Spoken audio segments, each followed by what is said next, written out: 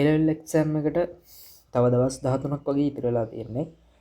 එතකොට මේ අන්තිම කාලේ හොඳ රිසල්ට් එකට යන්න නම් මොනවද ඔයාලා කරන්න ඕන? ඒ වගේම මම කරපු දේවල් ඔයාලත් එක්ක බෙදා ගන්න තමයි මේ වීඩියෝ එක කරන්න හදන්නේ.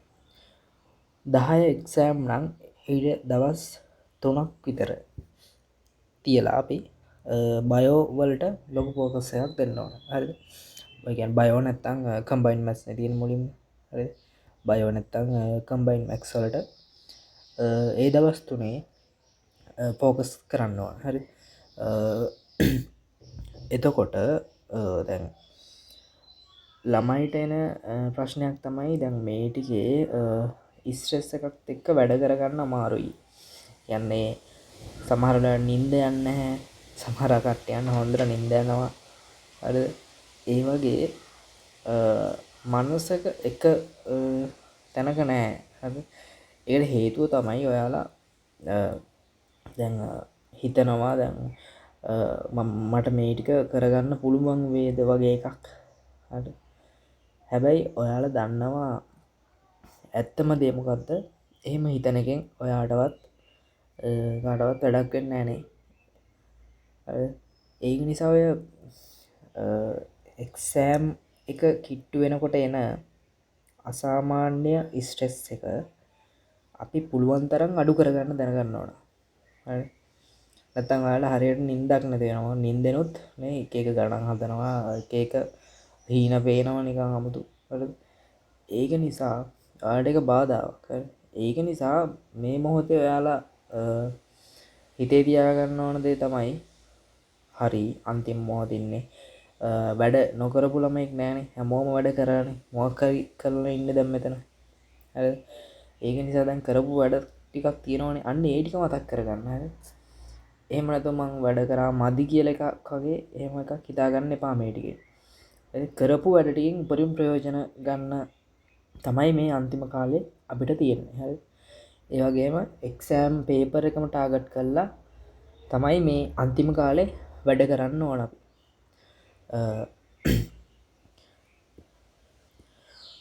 හරියට වැඩ කරොත් ඕනම ළමයට මේ පොඩි කාලෙන් වුණත් තමන්ගේ රිසල්ට් එක වැඩි කරගන්න පුළුවන් අනිවාර්යෙන්. හරිද? ඒක නිසා මේ ටිකේ කරන වැඩ එක්සෑම් රිසල්ට් එකට ඍජුවම බලපානවා. අනිත් දේ තමයි ඔයාලට හොඳ මානසික මට්ටමක් වගේම ශාරීරික වගේමත් හොඳ නිරෝගීතාවයක් තියෙන්න ඕන මේ කාලේ. නැත්තම් දැන් අපි නිදි මරාගෙන පාඩම් කරලා අන්තිමට ලෙඩ වුණොත් වැඩක් නැහනේ. මේච්චර කල් කරපු එක. ඒක නිසා මේ කාලේ හරියට නිින්දත් වැදගත් වෙනවා. ඒ වගේම ගොඩක් පරිස්සම් වෙන්න.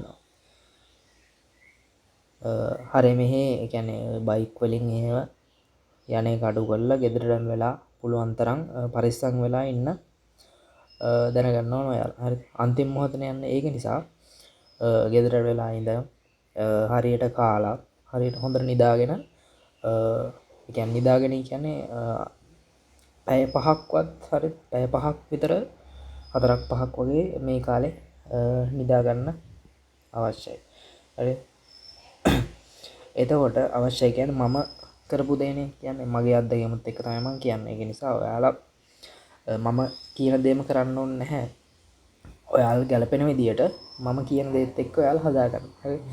එතකොට අපි මේ වගේ ඉස්සෙල්ලම දවස් ටික ලියාගත්තොත් අපිට ඉතිරිලා තියෙනවා දැන් මේ දවස් තුන බයෝ වලට විතරක් වෙන් කරොත් අපිට ඉතිරිලා තියෙනවා දවස් 10ක්. හරි. දවස් 10ක් ඉතිරිලා තියෙනවා. ඒ දවස් 10 මේ විදියට අපිට කඩා ගන්න පුළුවන් විෂයක් විදියට.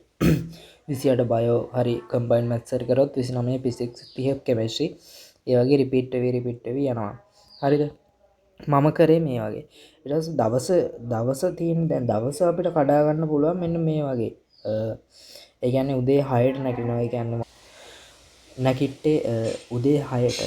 ඒක ඔයාලට අනුව වෙනස් වෙනවා. හරිද? හැබැයි මං කියන්නේ දැන් මේ ටිකේ උදෙන් නැගිටින්න පුළුවන් නම් හොඳයි. මොකද දැන් මේ එක්සෑම් එකේදී අපිට උදේ ඉන්නේ ගොඩක් එක්සෑම් තියෙන්නේ. හරිද?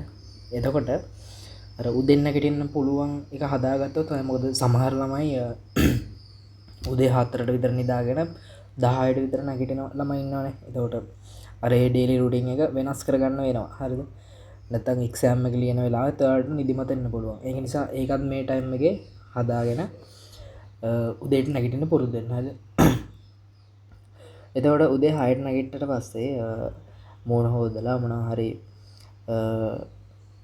පොඩ්ඩක් නිකන් නිදිමත නැති වෙන්න කොහෙන් ටිකක් ඇවිදලා 6යි කාල වෙද්දී අපිට වැඩ කරන්න වාඩි වෙන්න පුළුවන් නේ. එතකොට මේ නැගිටිනකොට ප්‍රශ්නේ තමයි ගොඩක් කට්ටිය ගන්න මේ එලාම් එක තිබ්බට පස්සේනේ ඒක මේ ඔෆ් කරන්න හිතනවා. තා ටිකක් නිදාගත්තා නම් කියලා හිතෙනවා. මෙහෙමයි ඉතින්. දැන් අන්තිම මොහොතේ ඉන්නේ. එතකොට අන්තිම මොහොතේ අපිට කරන්න පුළුවන් උපරිම කරන්න ඕනේ. හරිද? එතකොට උදේ 6ට එලාම් එක තියලා ඒ වෙලාවටත් නැගිටින්න නැතුව කම්මැලිකම ඉන්නවනම් හරිද? ඒක ඔයාගේ දුර්වලකමක් නේ. හරිද? ඒක නිසා උදේ 6ට එලාම් එක තිබුවොත් ආයි 5ට දදා ඉන්නේ නැතුව හරිද? ඒ ටයිම් එකේම නැගිටින්න. හරිද?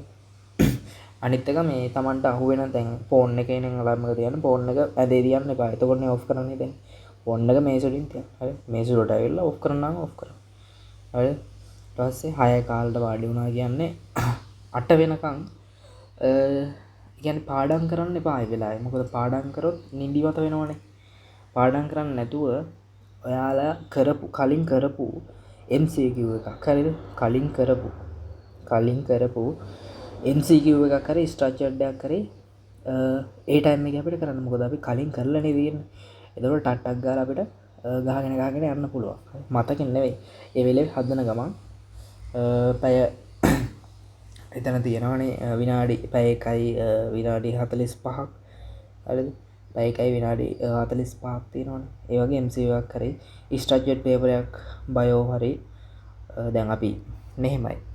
දවස් දැන් 28 වෙනිදා නම් අපි බයෝ හරි කම්බයින් මැත්ස් යන්නේ කරන්නේ. එතකොට 28 වෙනිදා යන්න ඕන මේ උදේ MCQ එක බයෝ MCQ එක නැත්නම් බයෝ ස්ට්‍රක්චර්ඩ් එකක් වගේ ටට්ටක් ගාලා කරගෙන යන්න පුළුවන්.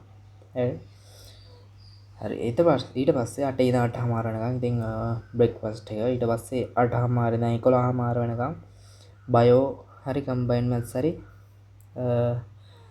එසේ පේපර් එකක් කරන්න පුළුවන්. මම මේ කියන්නේ බයෝ දවසක් ගැන හොඳේ. එතකොට ඔයාලට බයෝ P6 දවස් තියෙනවා කෙමිස්ට්‍රි දවස් ඒ දවසට ඒ පේපර් එක කරන්න පුළුවන්. හරිද? ඊට පස්සේ 11:00 ඉඳන් 1ට එනකන් ඒ කරපු එසේ පේපරේ වැරදි එහෙම තියෙනම් අපිට මාකින් එක බලන් හදන්න පුළුවන් නේ. කියන්නේ පාස් පේපර් එකක් හරි මොඩල් පේපර් එකක් හරි ඕන එකක් හරිද? අන්තිම වෙලාවේ නම් දැන් අපි එක්සෑම් ටාගට් කරලාමනේ කරන්නේ. එතකොට අනුමාන ප්‍රශ්න පත්‍ර තියෙනම් හොඳයි. නැත්නම් පාස් පේපර්ස් කරත් කමක් නැහැ. ඉතින් පාස් ගොඩක් වෙලාවට පාස් පේපර්ස් ප්‍රශ්නනේ රිපීට් වෙලා එන්නේ ගොඩක් දුරට. හරි. එතකොට එක ඉඳන් 1:00 වෙනකන් ලන්ච් එක 1:00 ඉඳන් 3 වෙනකන් දැන් බයෝ දවසක් නම් අපිට එසේ ටිකක් ලියන්න මං කරේ එහෙමයි වගේ එසේ ලියන්න පුළුවන්. කම්බයින් මැත්ස් නම් ඒ අදාළ මොකක් හරි 1:00 ඉඳන් 3 වෙනකන් කරන්න පුළුවන්. හරිද? ඊට පස්සේ 3 ඉඳන් 4:00 වෙනකන් ඒ ලියපු එසේ වල මොනවා හරි අමතක පොයින්ට් හරි කියන්නේ වීක් පොයින්ට් තියෙනවනේ. කියන්නේ භාගයට මතක පොයින්ට් තියෙනවා. ඒව බලලා ඒ ටික හදා ගන්න පුළුවන්. හරිද? ඊට පස්සේ 5 ඉඳන් 9 වෙනකන් තියෙන්නේ දැන් ඔයාලට අමතක කොටස් තියෙනවනේ නේද? දැන් ඔයාලට දැන් පේපර් කරනකොට අහු වෙනවනේ එක එක අමතර කොටස්. ඒව පේපරේ කරන ගමන්ම දැන් මේ ටිකේ පොඩක් වෙනම ලියා ගන්නවා. මට මේ කොටස බලන්න තියෙනවා. මට මේ කොටස මතක වුණාට ප්‍රශ්න කරන්න බෑ. ඒ වගේ කොටස් ලියා ගන්න කොලයක් අරගෙන. හරි. අන්න ඒ කොලේ ලියන ටික මෙන්න මේ 5 ඉඳන් 9 වෙනකන් ටිකේ ඔයාලා ඒ තියරි නෝට් එක අරන් ඒ ටික හදා ගන්න ඕන. හරි. ඒ ටික හදා ගන්න. ඊට පස්සේ 9:00 ඉඳන් 11:00 වෙනකන් සාමාන්‍යයෙන් දැන් ඔන්න දවසේ අන්තිම හරියට ඇවිල්ලා ඉන්නේ. එතකොට මේ ටිකක් බෝරින් වගේනේ. ඒක නිසා අපි MCQ එකක් දාගත්තා. හරි. MCQ එකක් මොකක් හරි දැන් බයෝ නම් බයෝ MCQ එකක් කරනවා. කළා 11:00 ඉඳන් 1 වෙනකන් ඒ MCQ එකේ විවරණය කරනවා ගැන්න හෙන ලූ හැල් ලියන්න යාට මත්ක නැති පොයින්ට් විතරක් ලියන්න ටක්ටක් ගාල කරගෙන යන්නද හර එහෙම තමයි ඔය දවස් ටික ප්ලෑන් කරගත්ත මං එහෙමයි තෝට හැමදාම දවසින් දවසන මේක වෙනස් වෙනවා බයෝ 28 කරන්න 29 පිසික්ස් 30 කෙමිස්ට්‍රි 30 එක බයෝ ඊට පස්සේ 6 වෙනිදා තමන්ට කැමති එකක් කරන්න පුළුවන්. ඒ කියන්නේ ඒ වැඩි දවසක් දැන් මේ සමාන 3 බෙදිලා හරි මෙතන 6 කියන්නේ ඔයාලට දුර්ලභ විෂයක් තියෙනවා. ඒක කැමති නැති සබ්ජෙක්ට් එකක් හරිනේ. එහෙම ඒවා තියෙනවනේ සමහර කට්ටියන්ට. ඒ වගේ දුර්වල විෂයක් ඒ 6 වෙනිදට ඒ විෂයේ අඩුපාඩු ටික හදාගන්න අපිට දාන්න පුළුවන්. හරි. එතකොට මේ විදිහට අපිට අන්තිම දවස් ටික හොඳ කියන්නේ ඵලදායීව ගත කළා. එක්සෑම් එකට ගිහිල්ලා පේපරේ හොඳ මානසික මට්ටමින් නේ හොඳ සිහියකින් නිරෝගීව ලියන්න පුළුවන්. හරි. ඒක නිසා මේ කාලේ පරිස්සමෙන් ටිකක් කියන්නේ පැය 4-5ක් නිදාගෙන ඒ වැඩ ටික හරියට යන්න ඕන. හරිද? දැන් මේ ප්ලෑන් එක ඔයාලට ඇප්ලයි කරගන්න පුළුවන්.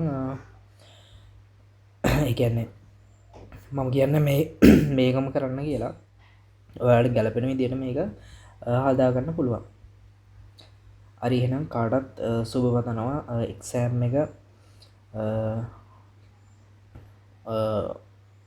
හොඳ රිසල්ට් එකක් දාන්න පුළුවන් වෙන්න කියලා.